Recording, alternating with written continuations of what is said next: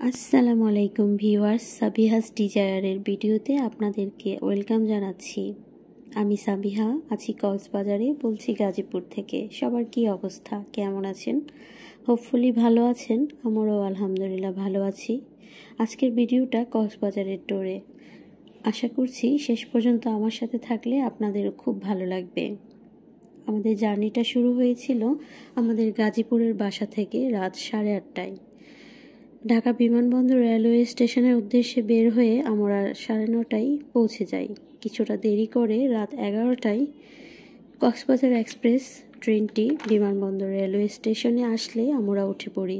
সারা রাতের জার্নি শেষে সকাল 7টায় আমরা পৌঁছে যাই কক্সবাজার, যেটি কিনা দেশের প্রথম এবং এশিয়ার বৃহত্তম আইকনিক কক্সবাজার রেলওয়ে স্টেশন।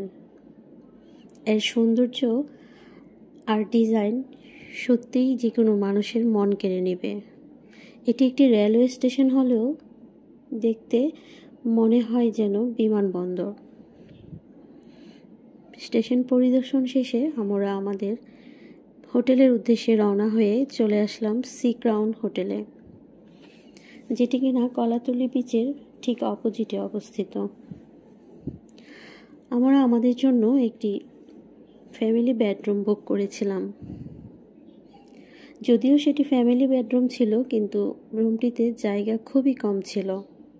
রুমের শুরুতেই ছিল একটি ওয়াশরুম, তারপর কিং সাইজ বেড, দেন একটি সিঙ্গেল বেড, একটি সাইড টেবিল আর একটি বসার জন্য চেয়ার।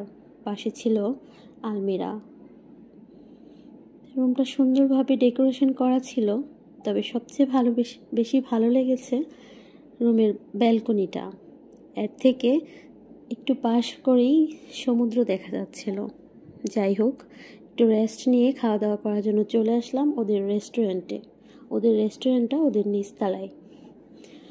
অনেক ধরনের খাবার ছিল, সব কিছু একটু একটু করে ট্রাই করেছি। আলহামদুলিল্লাহ ভালো লেগেছে। জুস, কফি সব কিছুই ভালো ছিল। তারপর রেস্ট নিয়ে চলে আসলাম আবারও বিচে অনেকটা সময় কাটিয়ে তারপর দুপুরের খাবারের জন্য চলে আসলাম গনিমিয়া হোটেলে। ওখানকার খাবার দাবারও অনেক ভালো ছিল। আমরা অর্ডার করেছিলাম ওদের স্পেশাল ডাল, কোরাল ফিশ, ওদের বিভিন্ন রকম মিক্স ভর্তা, মেজবানি। তবে বেশি ভালো লেগেছিল ওদের চাটনিটা। তারপর আবারও বিচে। কক্সবাজার আসবো আর সি ফুড খাবো না, সেটা তো হতে পারে না। তাই আমরাও অর্ডার করে দিলাম স্যালমন ফিশ বারবিকিউ। ভালোই ছিল। তার রাতের কক্সবাজারকে উপভোগ করে চলে আসলাম হোটেলে। পরদিন আবারও চলে গেলাম বিচে। উঠে পড়লাম বিচ বাইকে। এ যেন অন্যরকম এক সৌন্দর্য। এক পাশে সমুদ্র, অন্য পাশে পাহাড়, যেন মনটাকে প্রশান্ত করে দিচ্ছিল। আলহামদুলিল্লাহ, সুবহান আল্লাহ, আল্লাহর কি অপরূপ সৃষ্টি। আমি জানি না এখনও আমার চ্যানেলটা আপনারা কে কে দেখছেন। যারা দেখছেন, ভালো লেগে থাকলে আমার চ্যানেলটি সাবস্ক্রাইব করে দিবেন। আর ফেসবুক থেকে দেখে থাকলে প্লিজ লাইক করে দিবেন।